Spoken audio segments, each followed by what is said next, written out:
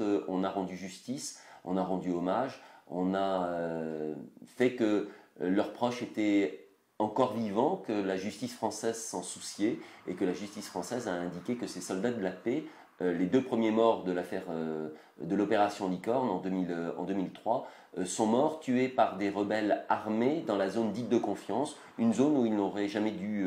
se trouver. Après une prise à partie, c'est pas un accrochage, après une prise à partie qui a duré 2 heures, au cours de laquelle les militaires français ont été menacés par une douzaine de rebelles de l'époque, armés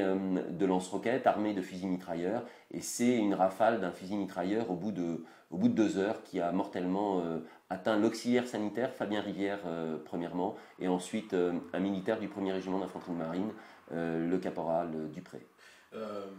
J'imagine, pendant ces 2 jours de procès, est-ce que ça a permis aussi d'éclaircir peut-être certaines zones d'ombre sur les faits qui se sont déroulés en 2003? Ça a permis surtout de lever un certain nombre d'interrogations et de doutes. L'accrochage, l'embuscade ou la prise à partie a eu lieu dans la zone de confiance, là où les militaires français de l'opération Licorne étaient en droit de patrouiller, là où les rebelles ne devaient pas y être. Deuxièmement, que le premier tir provient bien des belligérants.